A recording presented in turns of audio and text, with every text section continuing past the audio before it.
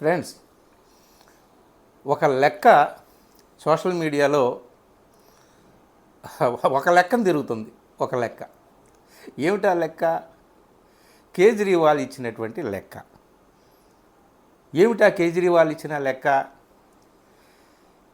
ఈసారి ఎన్నికల్లో ఇండియా కూటమి ఎక్కడెక్కడ ఎన్నెన్ని స్థానాలు విజయం సాధిస్తుంది అనే దానికంటే కూడా ఎన్డీఏ ఎక్కడెక్కడ ఎన్నెన్ని స్థానాలు కోల్పోతుంది, 4 దశలు ముగిసినాయి కదా, ఆ 4 దశల ఆధారంగా చెబుతూ మిగిలిన 3 దశలు కూడా ముగిసేటప్పటికీ ఎన్ని స్థానాలు ఎన్డీఏ కోల్పోయే అవకాశం ఉందని ఆయన రాష్ట్రాల వైజ్గా ఒక లెక్క ఇచ్చాడు. ఇది వైరల్ అయ్యిందండి సోషల్ మీడియాలో.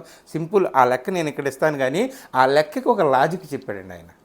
నాకు అది ఎందుకు ఇంట్రెస్టింగ్గా అనిపించింది. ఆ లెక్క లాస్ట్లో ఆ లాజిక్ ఏంటి, ఆయన చెప్పిన లాజిక్ ఏంటి, ఎందుకు ఆ లాజిక్ ఆధారంగా ఎందుకు ఆయన ఈ నిర్ణయానికంటే ఈ ఎగ్జిట్ పోల్స్, ఆయన ఇచ్చినటువంటి ఎగ్జిట్ పోల్ కాదు, ఆయన ఏ లాజిక్ అయితే చెప్పాడో ఆ లాజిక్కే ఎగ్జిట్ పోల్ అని చెప్పి ఆయన చెప్తున్నాడు. అది చివరిలో నేను ఆ లాజిక్ చెప్తాను. ముందు రాష్ట్రాల సంగతి చూద్దాం.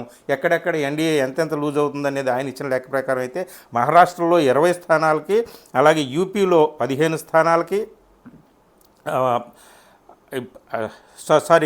20 స్థానాలు మహారాష్ట్ర, అలాగే యూపీ 20 స్థానాలు, కర్ణాటక 15, బీహార్ 10, వెస్ట్ బెంగాల్ 10, రాజస్థాన్ 8, గుజరాత్ 6, హర్యానా 6, జార్ఖండ్ 5, అలాగే ఛత్తీస్గఢ్ 5, అస్సాం 4, ఢిల్లీలో కొంచెం అటు ఇటుగా ఇచ్చాడు ఆయన, 4+ అని చెప్పి ఇచ్చాడు. కానీ వాళ్ళు మాత్రం రాహుల్ గాంధీ 7కి 7 మేము గెలుస్తామని చెప్తున్నాడు. మొత్తం ఇతర రాష్ట్రాలన్నీ కలుపుకుంటే రెస్ట్ ఆఫ్ ది స్టేట్స్ 25. ఆయన చెప్తున్నది ఏంటంటే 4 పోలింగ్ దశలు చూసిన తర్వాత 135 ఎన్డీఏ కోల్పోతుంది.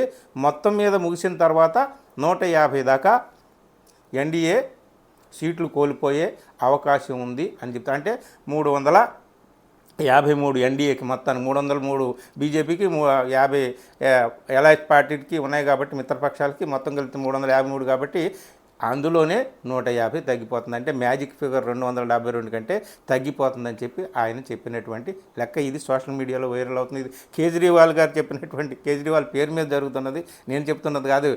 ఏమో ఎట్లా ఉంటుందో, ఎవరి పడవో బోల్తా పడుతుందో, ఎవరు ఎమర్జ్ అవుతారో, ఎవరి కోటలు కూలిపోతే మనం చెప్పలేము.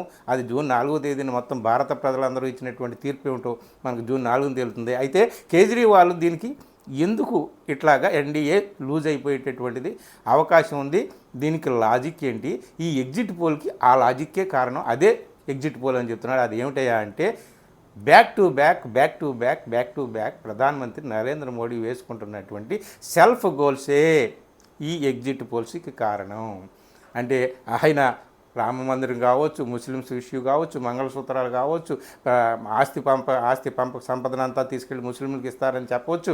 ఇక ఆఖరికి లేటెస్ట్గా ఇప్పుడు బుల్డోజర్ తీసుకొచ్చి కాంగ్రెస్ వాళ్ళు ఈ రామ మందిరాన్ని పడగొట్టేస్తారని చెప్పడం కావచ్చు.